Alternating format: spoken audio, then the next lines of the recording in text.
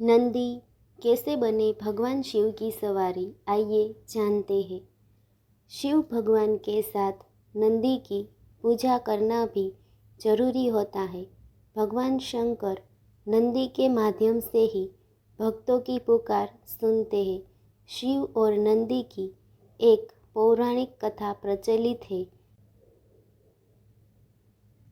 हिंदू धर्म में सभी देवताओं के अपने अपने वाहन होते हैं। जैसे भगवान विष्णु का वाहन गरुड़ है, माँ लक्ष्मी का वाहन उल्लू होता है, भगवान गणेश का वाहन मूषक होता है। उसी तरह भगवान शिव की सवारी नंदी है।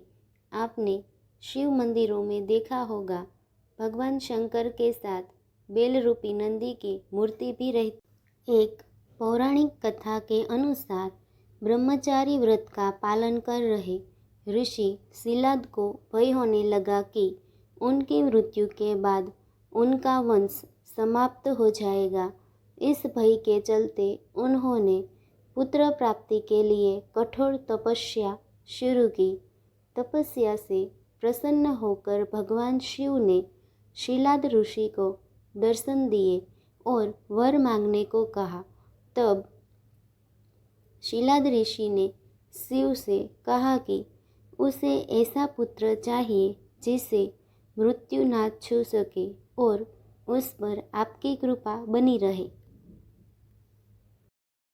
भगवान शिव ने उसे आशीर्वाद देते हुए कहा कि उसे ऐसे ही पुत्र की प्राप्ति होगी।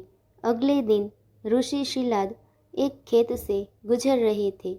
उन्होंने देखा कि खेत में एक नवजात बच्चा पड़ा है। बच्चा काफ़ी सुंदर और लुभावना था। उन्होंने सोचा कि इतने प्यारे बच्चे को कौन छोड़कर चला गया। तब शिवजी की आवाज़ आई कि शिलाद, यही तुम्हारा पुत्र है। ये सुनकर ऋषि शिलाद बेहद प्रसन्न हुए और बच्चे को देखभाल करने अपने साथ ले गए। उस बच्चे का नाम नंदी रखा गया। एक बार ऋषि शिलाद के घर पर दो सन्यासी पहुँचे। उनका खूब आदर सत्कार हुआ। इससे प्रसन्न होकर सन्यासियों ने ऋषि शिलाद को दीर्घ आयु का आशीर्वाद दे दिया, लेकिन नंदी के लिए एक शब्द भी नहीं बोला। ऋषि शिलाद ने सन्यासियों से इनका कारण पूछा। तब सन्यासियों ने बताया कि नंदी की उम्र कम है, इसलिए हमने इसे कोई आशीर्वाद नहीं दिया।